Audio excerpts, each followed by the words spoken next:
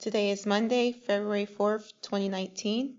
We are at the Prince George's County African American Museum and Cultural Center located in North Brentwood, Maryland, with Ms. Una Palmer to conduct an oral history of Oxon Hill Library's Sojourner Truth African American Research Room Speak Your Truth Oral History Project. My name is Tasha McGriff for the Sojourner Truth Room. So if you can just state your name, your full name. Okay, my full name is Una Margaret Palmer. Okay, Ms. Palmer. When were you born? I was born December the 9th, 1950. Okay, and where were you born? Born at Freeman's Hospital in Washington, D.C., which is now Howard University Hospital. Okay. And where did you grow up? I grew up here in North Brentwood. North Brentwood. Have you lived in like the same house? The most of my life, yeah. I did move out. Okay. I did leave the nest. Would you mind like describing your childhood home? It was good. I mean, we lived with my maternal great aunt, and once was her husband, Squire. We all lived. It was my mother, my father, and 4 or 5 siblings. Okay. So we all lived in one house, but it worked. One bathroom. That's how we lived. And then almost every house in North Brentwood was a multi-family living. That's how we just lived. And is the house still like in its current state? Like, is it still there? Yeah, I occupy it now, as a matter of fact. Okay, yeah. Cool.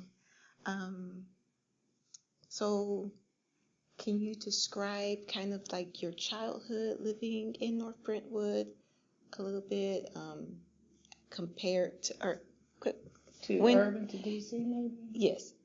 Well, growing up in North Brentwood, it was really wonderful. I didn't realize, you know how when you're a child, but now that I'm mature and grown, we grew up as a family, so you just felt like everybody, you had a whole neighborhood full of brothers, sisters, mother, father, aunts, uncles, everything. That's the way it was. And we were almost bubble-like because we stayed within North Brentwood. We didn't too much go out unless we had to probably go to the grocery store or hospital or doctor.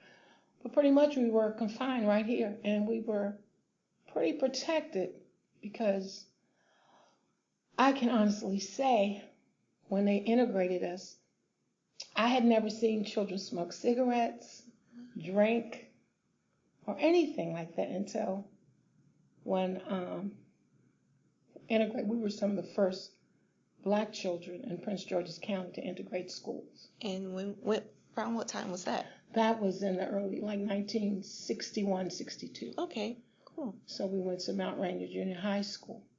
And and I came home and I told my mother, I said, Mom, they smoke. And they had a smoke hole off from the school. And they drank. And in some ways, I think integration wasn't a good thing for us. You know, because we were exposed to things we had never, ever, ever seen before, you know. But we grew up here, we were confined, we spent a lot of time in church. That's where most of us spent a lot of time, either at the North Brentwood Baptist Church or North Brentwood AME Zion, and some children went to St. Jerome's, but, you know, we didn't have no Facebook or anything like that, so we played on the playground. We had a playground at your neighbor's house, maybe swinging in the swings. It was just almost like a Black Norman Rockwell kind of thing. You know, that's how it was. It was a wonderful, wonderful upbringing. So you say you went to North Brentwood Baptist Church. Yeah, First Baptist Church. First Baptist Church. Was there any special events there or any, like anything that would draw in like the local community? Well, yeah, Reverend Smith, when he came, he was a young minister, and he was from Mississippi, so, you know, he realized the need, and he was a civil rights pioneer, so he did everything to try to make us to be the best children we could be. We went everywhere, museums, Glen Echo, the beach, parks, art galleries, anything to expose us he did it. He really had a lot to do with us growing up. And you said that he was really active in like the civil rights. Was he very active, or was your community, your family, very active during like the civil rights movement? No, not really. But when Reverend Smith came, he kind of brought it to the forefront. He was a very young man, so a lot of the church members did become very active in the civil rights movement, because one time they had he left the church. I think he ended up was a freedom rider. And I was a kid. I don't know if he went to Alabama, but a lot of him and his deacons and stuff, they ended up getting arrested and everything. He really He's very active. Yeah, extremely active. So going back to your childhood, was there like a North Brentwood newspaper or something that was like specific to like your specific news? It was, I think, earlier on, as I can recall, but not that I can remember so much as when I was a child. Well, it might have been, but I didn't too much bother when I was too busy playing or whatever, running around or something. But they did have a newspaper. Okay. Yeah. And did. was it specific to like North It was, Brentwood or for the community? Okay. Yeah. We still have it today, as a matter of fact. Oh. Yeah. I can't even think. It was the North Brentwood Newswire, I think, now. But yeah, because I think, if I'm not mistaken, when they first opened the exhibit at the Frederick Douglass Museum, when they were first starting out, I think they had a copy of the newspaper then. Okay. Yeah. Speaking of the Frederick Douglass Museum, when we were corresponding, you told me about your grandfather, Mr. Squire Garland. Do you know anything you can tell about? I know he was the first Negro justice. Right. And I never knew him or anything. I never got a chance. My aunt, his wife, I did know vaguely, but I was so young even when she passed away, till I have a very, very vague recollection of her. But I know at the museum at the Frederick Douglass, they had a letter that Franklin Delano Roosevelt had written him for being the first. I don't know if the words was Negro or colored. It was police with judge in Maryland.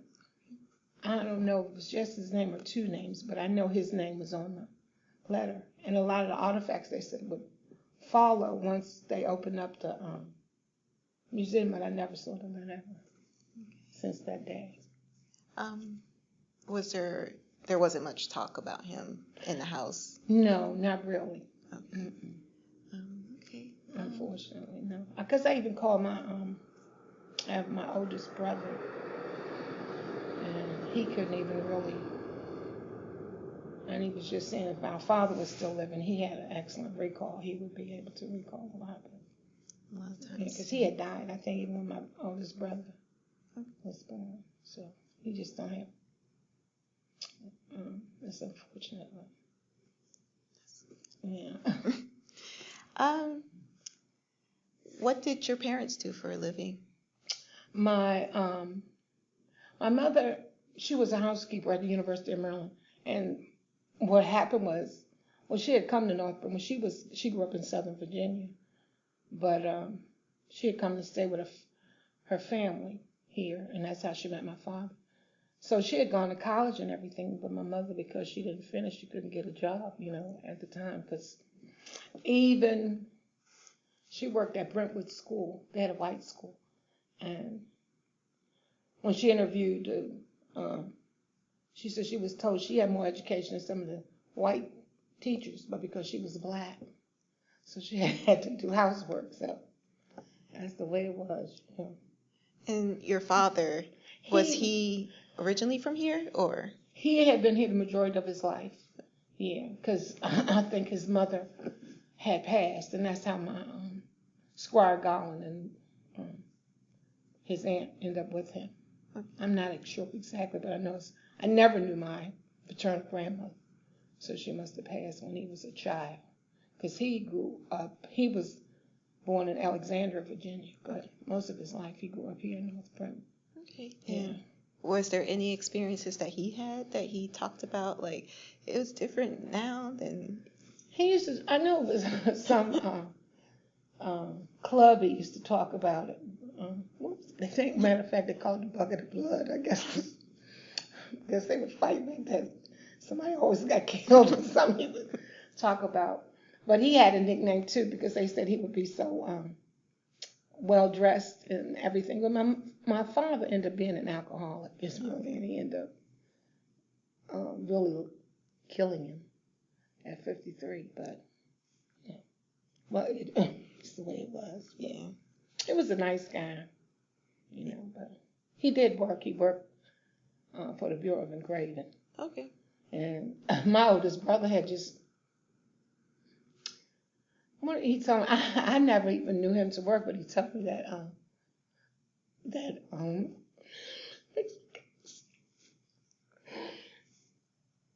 white man called him a dirty nigger. My father beat him up and lost his job. So I just gotta think about that. And I just couldn't find work anymore. So, and drinking. So, I'm sorry to hear that. and my oldest brother just kind of told me about a year or so ago. Just kind of upset me. You've been fighting and fighting so long. And when I think about that, I struggle. When we came here, we were so beat up, And then when we got to here, we we continue to just get beat down and beat down. I think now we just been beat down so much we can't even. Cause I heard Cicely Tyson. She was on WHUR, and she said we gave more than what we gave, and that's so true. She said we just gave so much, and she think that's what's happened to us now. We have just given everything we had, and had compromised our families and everything, just trying to survive and not wanting to be rich or anything, but just basic human rights and what we had to go through to get it. We still doing it. It's just absurd. Is there ever going to be, Because even when we were kids and we went to integrated schools, we basically, children get along. That's one thing. And I had a girlfriend that I had met, she was my classmate, and Alba Frick, that was her name, and she came home and she said, my mother told me not to play with you. She was white. And she said, you stay away from them and don't play with them. She said, Mom, they're no different from anybody else. They're just like me. She said, but I'm going to play with you. So we were high school. And matter of fact, I saw her. Since we've been grown, but maybe about 20 years ago, I happened to run into her. And she hugged me and kissed me and everything. And sometimes if grown-ups stay out of things, it would be better. But it was different going to I was really kind of afraid to go to Mount Rainier because when we grew up during the civil rights movement, when you saw white people, it was never in a good way. You saw them beating us up or spraying hose on us, and so it was really kind of scary to go there. But we made it work. And then we had our 6th grade school teacher, and he sat us down. He said, I want you to go there, and you're going to be proud. He said, but I better not hear you call each other nigger. You better not use that word. He would reiterate that and reiterate. So he said, don't you use that word around. So we knew not to use that word around him. But we made it work. Yeah. So, do you remember like your neighbors?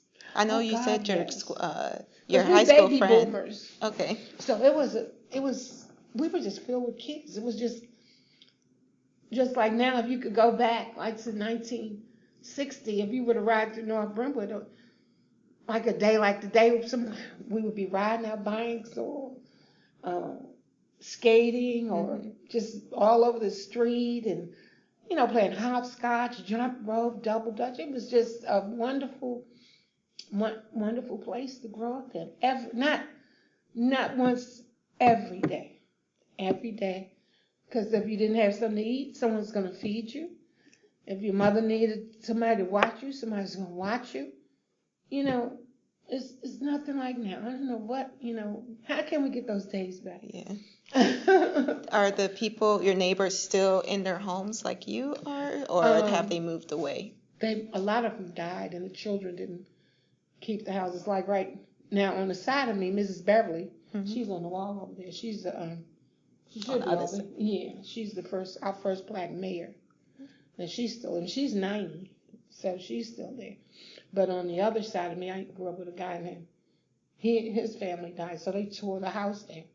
And matter of fact, the property was just sold, and they built right next to me. They built 4 brand new houses. So if you go next door to me, at first I was kind of upset about it because we black people, we can't even afford to buy the houses. They sold for $600,000 each, and most black people, and it's kind of unfortunate because even as the parents died, instead of the children holding on to the property, they sold it, because we don't, even now, a lot of people will come to me and say, I can't believe they built these houses in North Brentwood. Why not? Because it's black. We just don't we don't realize how valuable we are. And it just troubles me. I say, why not?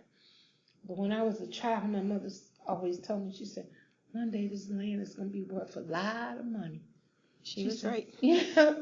She says, right near Washington, D.C., you got bus lines, hospital, schools. And that always resonated with me. And that day has come, But, and a lot of my friends, their parents died and they sold their homes. So most people, there's a few of us still, like the mayor now, she grew up here. There's a few of us left. Okay. That grew up here. Any other changes, like new businesses? Well, we have the Baptist church is new. Which Baptist church? The Baptist church, because they built a new one. So that's probably that's perhaps the biggest thing in the whole town is the Baptist church. And now you have the 4 new houses. And really, we don't have, other than this is probably one of the latest additions to the community because it's been here, I guess, 9 or 10 years. And this shopping strip, this wasn't always here either when I was a child. Yeah, this whole strip. But, no, really, because really they had more businesses. When we were kids, you had hairdressers, you had dress shops, you had their own police department, they had their own fire department, they had doctors, lawyers. So it was more booming early, black people were more progressive, like Squire Gone, those people were much more progressive than we are today, really. They had everything. They had a store, we had 2 community stores, everything. Was there like a place that the children or teens frequented the most? I know on Fridays, we had a ball. We had teen club. So that was at the school, North Brentwood Elementary School, because we had our own school too. But even because of integration for it, we had to forfeit the school. Because matter of fact, North Brentwood Elementary School, it was 3 schools. It was North Brentwood Elementary. Then you had Brentwood Elementary in Thomas Stone, and they were in Mount Rainier in Brentwood, but they closed up our school. And our school was larger than Brentwood. So rather than bring the Brentwood kids to North Brentwood, they split us. So half of us went to Brentwood because Brentwood wasn't large enough, and the other half went to Thomas Stone and Mount Rainier. Rather than bring them to North Brentwood Elementary. So, but acclimated, what can you do? It's just the way it was when I grew up, Mm-hmm. So, but it worked. Are there any community celebrations or traditions that you used to have? Well, now we have, every year we celebrate North Brentwood Day. Okay. So we're having a big celebration this year because it's the 95th anniversary of the incorporation. It was incorporated in 1924. It's 95th year, 95th anniversary. So that's going to be a real big event. Okay. For about at least 2 or 3 weeks in June. Because I think the first week is the gala, and then they're having something. Then we have a parade and everything, and dignitaries. So that's every year we have that. And then they have a summer fun learning program that's been pretty successful. Even President Obama, I think, wrote the mayor what's it called? Summer Fun Reading Program. So it's been very successful. Yeah. And what else have? Well, we have church activities. We have a Halloween event. Very nice community event for the last 2 or 3 years with the church. We incorporate with the church and the community center and the town. But it's a very, very, very nice event. Call it trunk or treat. So we dress our cars and vans up and park out on the church parking lot. But it's been really nice. You stayed here your whole life. Did you ever go away to college and come back, or? No, I went to Prince George's College for about a semester. I did move out on my own. I lived I got in my 20s, I moved out to, first I moved to Riverdale, I moved to Beltsville, I moved to Landover. And so I moved around the county, and then my mom got sick. That's why I came back. She had Alzheimer's disease, and she was living alone. She had been living alone for a very long time. So my lady at church said, your mom, something ain't right. So if you and your sisters and brothers sit down and talked about it. And then I noticed one time she called me. She said, I got lost. I said, Mom, what do you mean you got lost? She said, I got lost coming from church. And the church is across the street from her. I said, oh.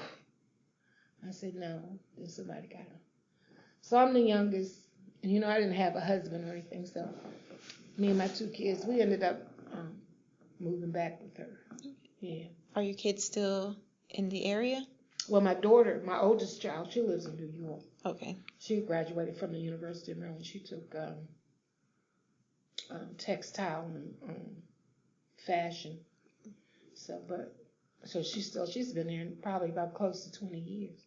My son, he still lives with me. He graduated too from University of Maryland, University College about 3 years ago. Okay. Yeah. And he works for the federal government. Okay. Yeah. Let's see. Is there any stories or memories you want to share from your childhood here in North Brentwood? Wow, all of it just so. I guess I realized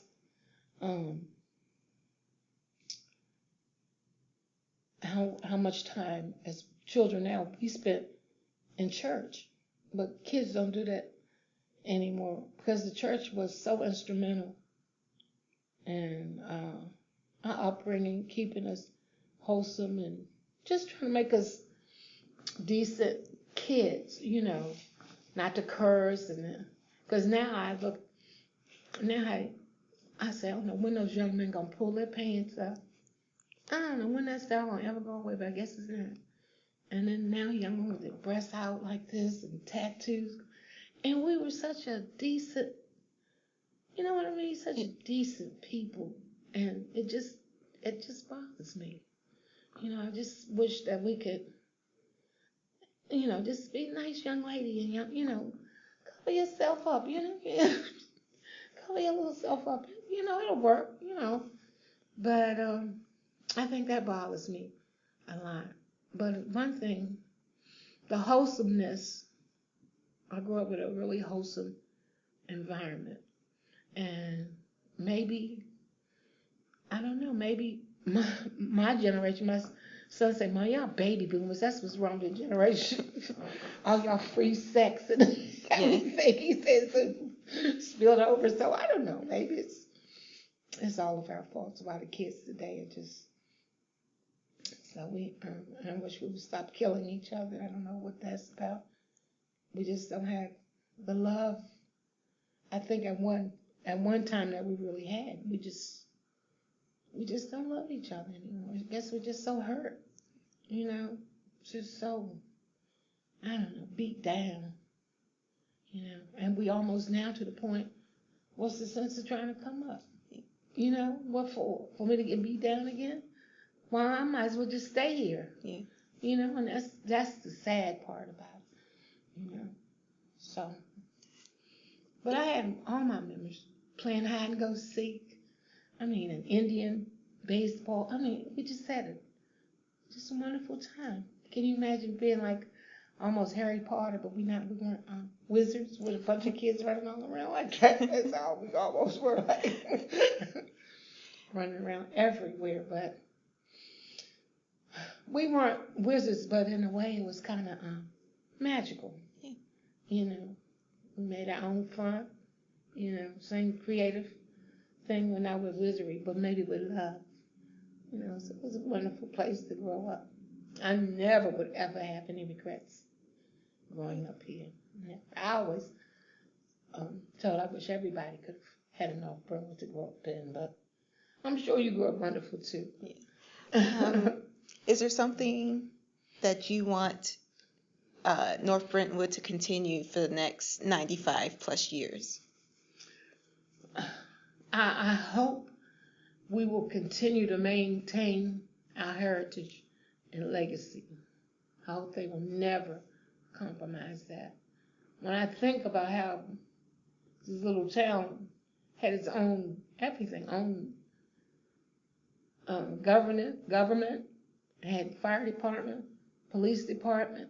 Just when I think about that, it's just so awesome. And if we could get back to that and build our own neighborhoods, just think what that would do for us. Just depend upon, what we can do. And don't look so much for everybody to save us, because ain't nobody going to save us, right? We got to save ourselves, and that's what we have to, start doing, building up our own communities, putting stores and businesses, and, that's what we have, that's what we need to do, to be the people that we have to be. Yeah. So I hope we'll always never compromise that. Never, ever, ever. That's why I'm glad the museum is here, but I even had a fight with them, so I'm always fight. So they kicked me out, but that's all right.